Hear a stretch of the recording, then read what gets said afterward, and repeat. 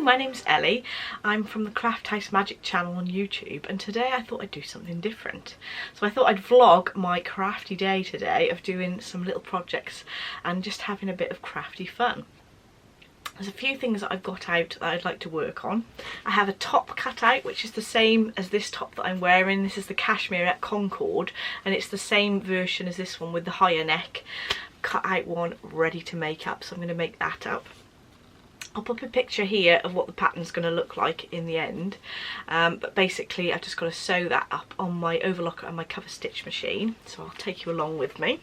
I have also picked up a cross stitch that I've had in my stash for a while. So this is this little sampler that I got from the quilt show a few years ago, and it's called the Little School Sampler by the Cross Stitching Guild. So I'm hoping to get some stitching time on that as well. I've done quite a lot on it. I think I've got to finish this bit off at the bottom and do the border. I doubt whether I'll get it finished today, but I'd like to get some stitching done on it. And I've got a shawl that Adam's mum Liz has knitted for me out of some yarn that I bought from the East Anglia Yarn Festival not long ago, and isn't that gorgeous? This is the Arya shawl by Amber O'Brien, and this is in DK yarn. So we've got two different yarns here. This pink one is from the Little Grey Girl, and the turquoise one is from the Lay Family yarns. So I bought those two to go together, and hopefully you'll be able to see it properly when I'm starting to block that out. But I'm going to sew in the ends first. There's quite a few ends on here, so that'll be ready then to show on next week's podcast. So let's get started, shall we?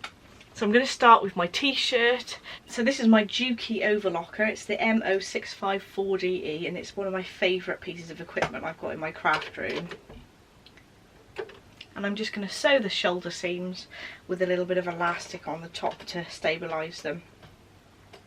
And then move on to adding the sleeves. And then once I've done that, I shall sew the body together and add the neckline as well, and add those little details at the end. I now have both of the sleeves sewed on, here and here. So I'm going to fold that so that the right sides are together. And I'm now going to sew the side seams and the sleeves.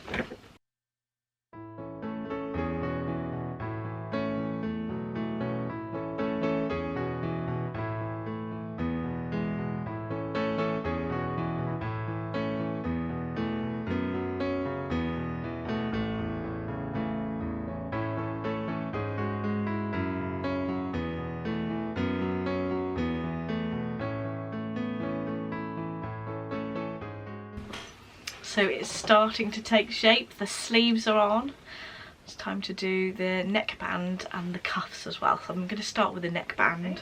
I normally take 2 centimetre seam allowance off this pattern because the neckband seemed a bit loose when I've made it previously. So I'm just doing a 2 centimetre seam allowance on this.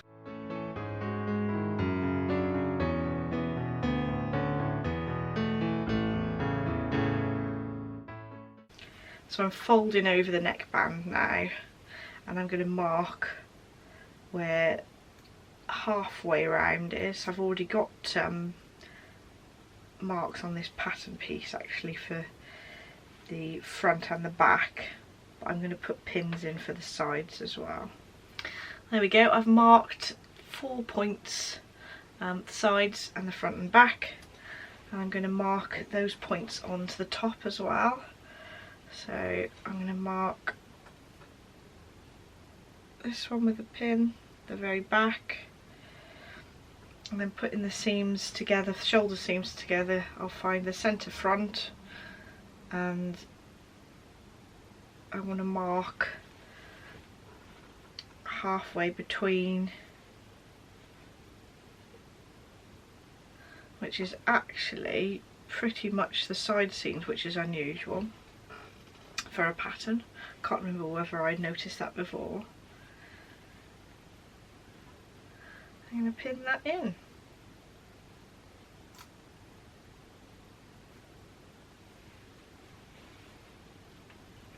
And I like to add another pin in between those as well, so I'll stretch out the piece and find out where that piece should meet when it's spread out evenly. And I like to do about 8 pins all the way around.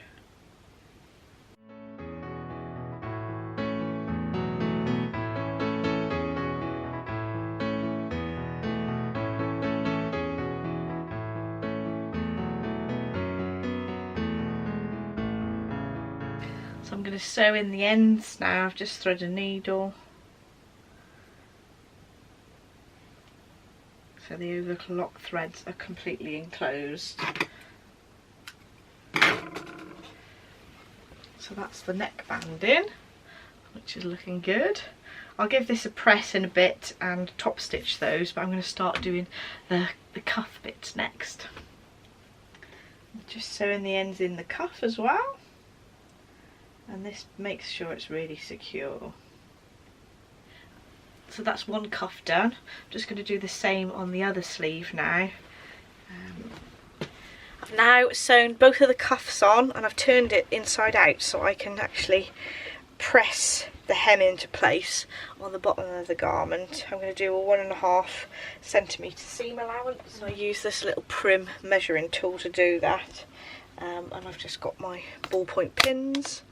I have used, if you look, I've used a grey overlock thread to finish this garment, even though the garment is like navy, because it really annoys me when I've got like the inside of the fabric isn't actually printed, it's like paler. If you've used a navy thread, then it annoys me when I'm actually putting it on, which sounds a bit crazy, but I find that you can't really see the stitching on the outside of the garment anyway, so I'd rather have it matching the inside. It just gets on my nerves, just a thing that bothers me. So I better get on with hemming this, and then I can do some cover stitching.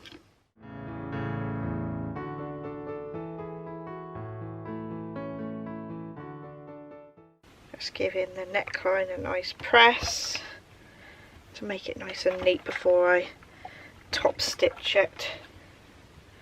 And I'm going to do the same with the cuffs as well. So we've just had lunch and Jensen's been eating his peas, haven't you? Is it nice? Pea soup. Are you sharing your lunch with everybody? He doesn't want to eat his peas today, although he eats them normally. Say hello, Adam. Hello, Adam. So we're all having pea soup. Say hello. Can you say hello, Jensen? What are you pointing at? What is it you're after? Are you going to say hello? That was almost hello. So back to it. I'm going to cover stitch 2 lines of stitching all the way around the bottom on the cuffs to secure the cuffs nicely, and also around the neckline as well. And this is my Benina, well, it's a Burnett B42 Funlock cover stitch machine. This was quite an inexpensive cover lock machine compared to other ones, but it's still quite a bit of money. And to be honest, you don't really need one of these, but it does make it easier to make a nice finish, a nice professional finish.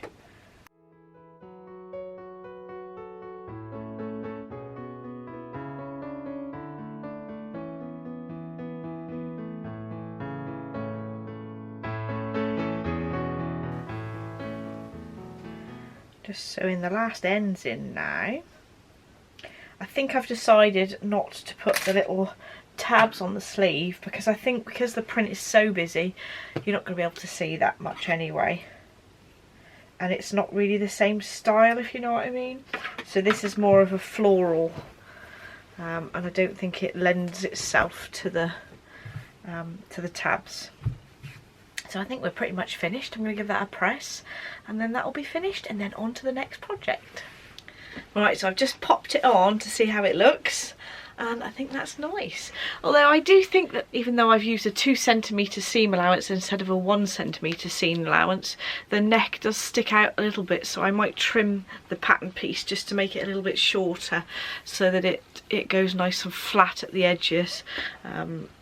There, but I think if I have added the tabs on the sleeve it would be just that little bit too busy, but I'm really pleased that I've managed to sew that up. And I love this fabric. I forgot actually that this fabric was from the shop in Shrewsbury, Watson and Thornton, and it's a cotton jersey fabric. I don't know whether they have any more, because it was a few months ago I think when I actually picked it up, so I'm not sure if you'd be able to get hold of it, but it's a really nice cotton jersey fabric. So project 1 is finished. Let's get on to the next one. So I'm going to get these machines put away all nice and tidy so that I can keep on top of the mess. And then I've got to sew in the ends of my shawl that Liz has knitted for me, and then I'm going to show you how I block that. I have got a separate video actually to show you how I block things, but I'll leave links to that in the description bar down below and on the screen. So if you need any tips on blocking things, you can have a look at that video. And after that I'm going to go and I'm going to see if I can have a go at some cross stitch. So hopefully I'll have time to do quite a bit.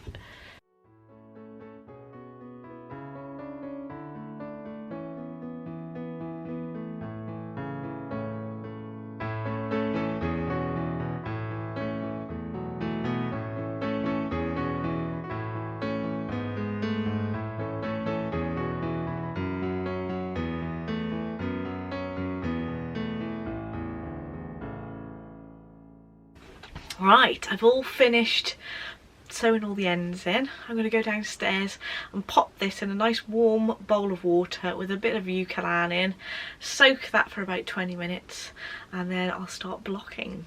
I'll show you the process of me blocking, but if you want a full tutorial of blocking, I do have a separate video which I'll link in the description bar down below and in the corner up here. But isn't that lovely? I love these colours. Such a good contrast there, and I like the way the pattern merges them as well. This actually is the DK version, but there is a fingering weight version as well, so I think I might have to have a go at that one, but I can't wait to actually wear it. So let's go and block it. So Adam's now taking Jensen for a little walk in his little bike. Obviously can't ride yet, but he enjoys sitting and thinking that he's actually steering his way. So that's nice, and I can carry on with some crafting.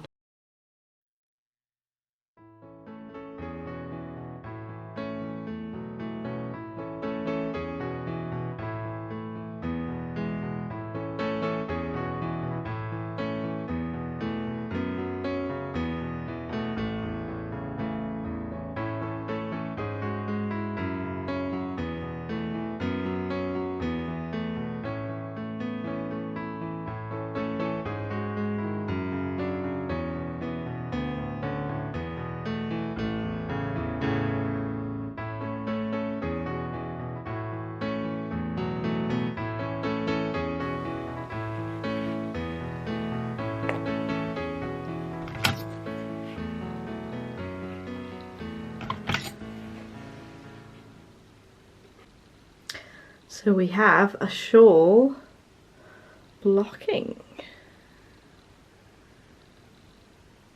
There we go. My favourite bit, I think, is these little bits here. Aren't they gorgeous? So obviously that won't be finished drying until tomorrow, or at least tomorrow anyway. So I won't be able to show you it properly until the podcast next week. But that's one job done, and that's ready to show on the podcast. So I've picked up the instructions for my cross stitch that I'd started. Takes me a little while to get my head back in the space of a project that I've popped down, that I've not touched for a while, but I think I've got it. I'm going to try and see if I can get these flowers done at the bottom. There is a section here where you cut thread. I'm not sure whether I really want to do that bit, because if you frame it then you'll be able to see that bit through. So I don't know if I'll change that to a flower or something in the centre, but I at least want to get these bits at the edges finished today. Fingers crossed. Let's see if I can manage it. I've got my magnifying glasses and I've got my needles. I've put it in the frame ready to go on my stand so I don't have to hold on to it. So hopefully I can get a decent amount done. I've already realised that there's a mistake in the stitching that I did last time, so I'm going to take that out first.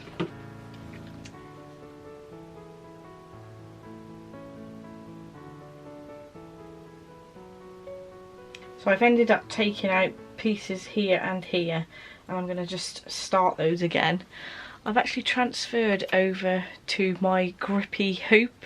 These are the Rico hoops that are made of plastic, but they have a ridge on the inside ones, so it grips to the outside ring better than just a standard hoop. The Q-snaps that I normally use, this just seems a little bit small and a bit cumbersome, so I'll have a go with this and see if I can get on better with this particular project.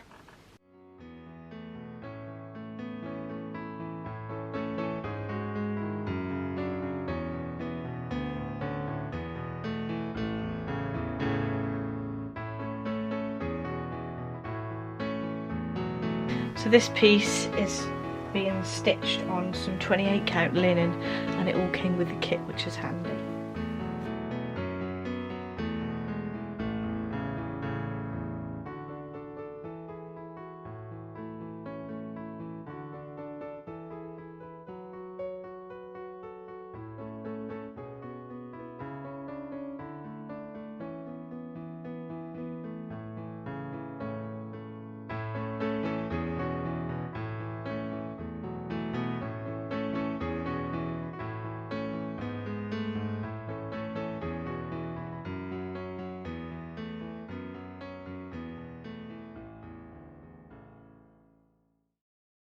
So there we are, you can see what I've managed to achieve today. I've done all the cross stitch bit here, but there is some back stitch to do to fill in the gaps, to join it all together so it looks more complete.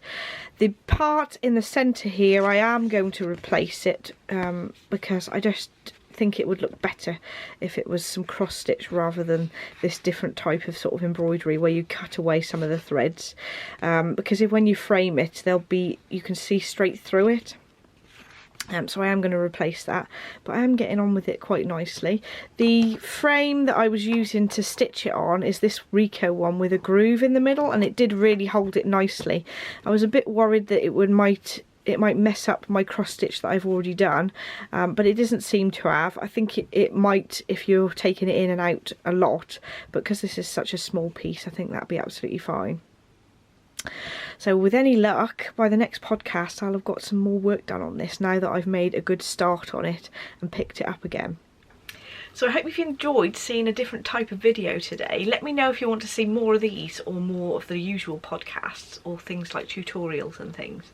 And I'm always open to suggestions for tutorials as well, so do pop a comment below if you have some ideas. So I've got a couple of things that I'd like to mention. The June yarn clubs will be for sale on my website until Monday. If you want to grab yourself one of those, they'll be available till Monday. I've got a date for the next Barbara's Day out. That will be on the 30th of July in Dunstan Hall again, so put that in your diaries. And next week I'll be drawing May and June subscriber giveaways because I forgot to do it last month. I also wanted to mention that this weekend I will be publishing my first video on my new channel, which will be called Family House Magic. I'll pop a link to the channel in the description bar down below, and you'll see notifications when the first video goes up this weekend. But I will pop a notification on this channel as well so that you can see that I've started putting videos up there. But if you want to be the first to sort of see the video, I'll leave a link to the actual channel, which hasn't got any videos uploaded yet, in the description bar down below. So thank you so much for watching. Don't forget to like and subscribe if you'd like to see more. Ding that notification bell if you want notifications of new videos, and I shall see you in the next video. Bye!